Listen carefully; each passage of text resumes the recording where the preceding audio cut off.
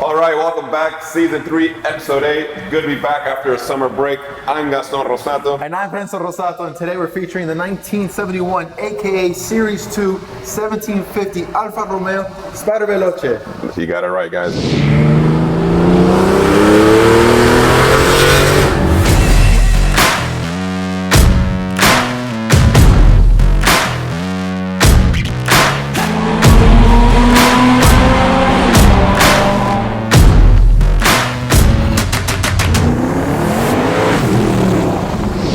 I love cars that have a lot of bang for the buck. This car is no exception. We've never had one on the show, so perfect opportunity. Let's talk more about it. And like always, before we do, hit that subscribe button for us and let's kick it off with the drive. Let's do it.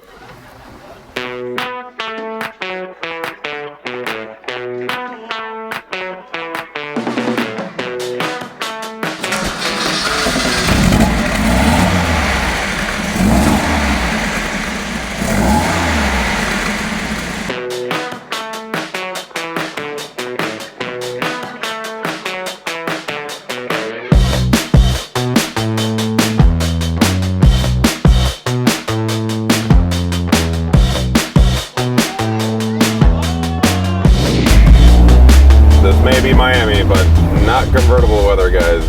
Feels like you're in an oven. The things we do for our subscribers. And if you are a subscriber, hit subscribe. So the Alfa Spider,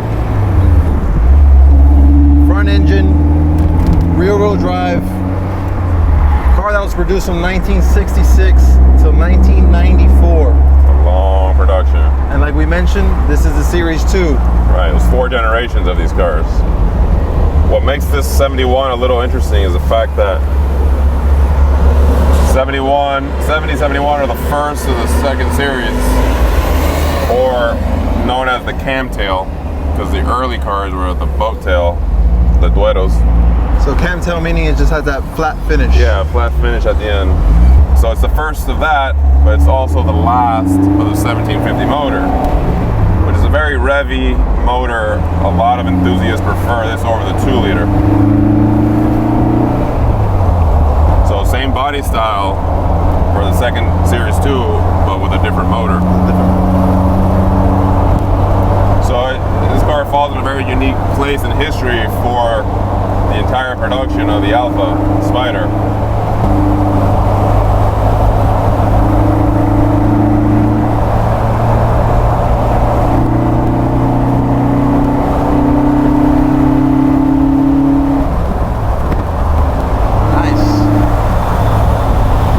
Beautiful with those dual side draft carbs. It just sucks in that air. I love it. It's funny because I was actually talking to a group of car enthusiasts that we have here that we always hang out with, and we're talking about we're addicted to the noise of the engine, but the part that we like most is really the induction, that intake of the air is what really grabs our. Yeah, you get that with the with tool.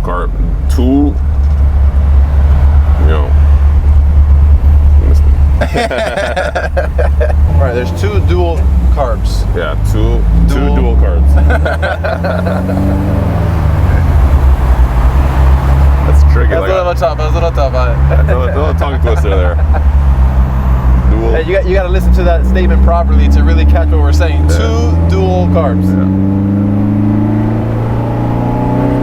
But I have the original SPICA system. Oh, really? Yes. You know, it's funny because this was the swap that everybody did, right? I mean, we're going to throw out that SPICA, we're going to put in some carburetors. It's funny, collectors are wanting to have the SPICA put back in. Well, originality is always something that holds its value. It's about the originality, so. I know we just recently acquired this car. Tell our viewers a little bit more about the history of this particular car. Where'd it come from? A friend of mine said, hey, I know somebody who's selling not just the Spider, he actually had a couple Alphas and he wanted to get rid of his entire collection.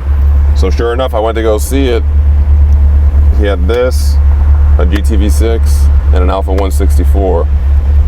So we were, we made a deal. We finally made a deal. We bought all 3 cars. What I loved about this one is the fact that it's been under the same ownership for over 40 years. Wow. Yeah. The car is a 1971. It was purchased, I believe, if I'm mistaken, 1977. The title's still from 1977. A Florida's 1977 title, so that's always cool to see. No, and you can tell it's one of those kind of cars because it's really well taken care of. This interior is really nice. The seats, there's no rips or cracks in it. The dash, there's no cracks in it. It has a respray, so the car's been resprayed as normal, you know what I mean? Yeah. After all these years, but it was a dry car, no rust. It's always been, you know, properly stored in a garage.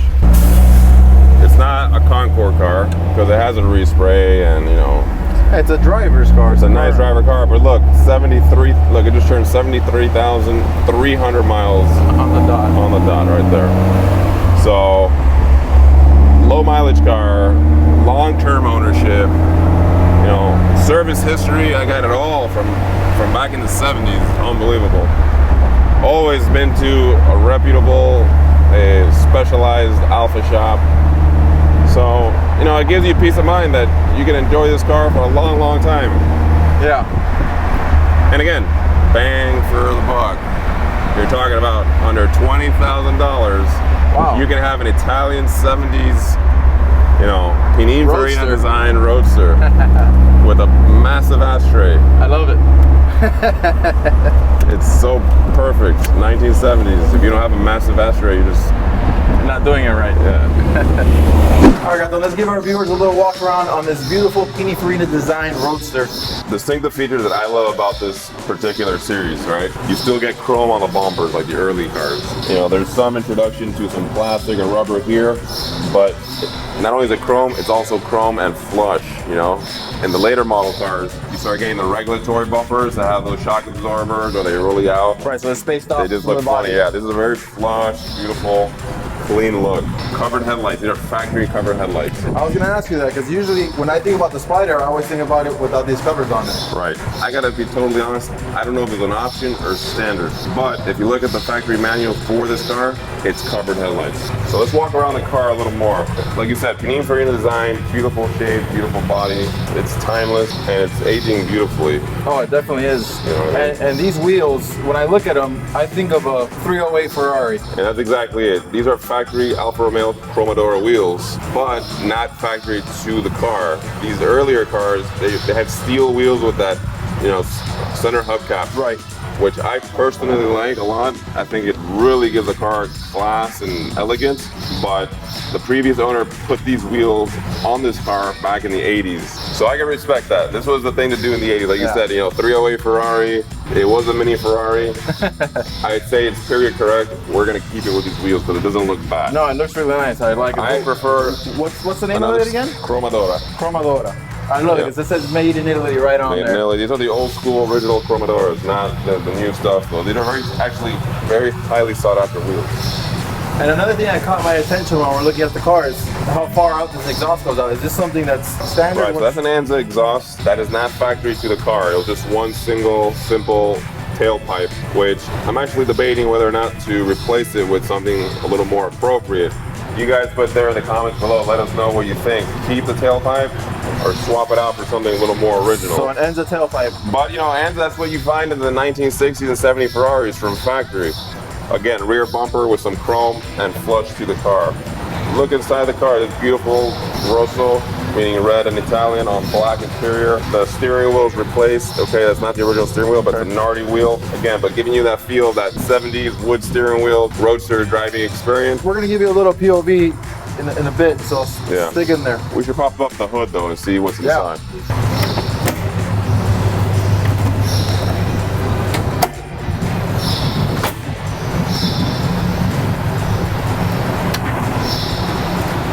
And I want to, you know, disclose to the viewers that this car just came into inventory, so we haven't even washed it. And we take advantage of this video by doing so. After this video, the car will go into full detail. We'll have a showroom ready, but in the meantime, we certainly want to take advantage and enjoy the car. Like we said, the car's been retrofitted with carburetors, dual side draft carburetors. Yeah, these are 4040, at least the Euro Spec cars came with. But I do have the original SPICA mechanical fuel injected system. So I don't know, what do you say? It's probably time for you to drive now.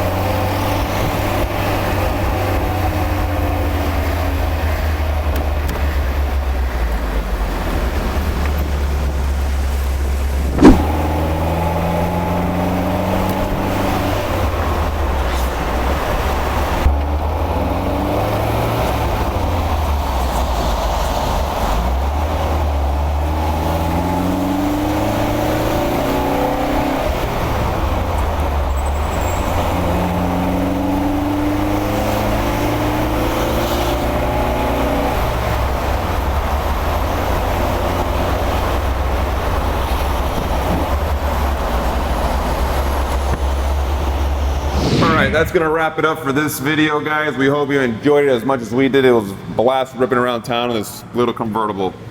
In my opinion, the Alfa Spider goes down in history as one of the greats. Absolutely blast, incredible car, manufactured multiple decades, and I'm gonna even say this, reliable. Yes, I said it, it's reliable, guys. Despite contrary belief, that is my opinion. You did mention bang for your buck, so what is this thing worth?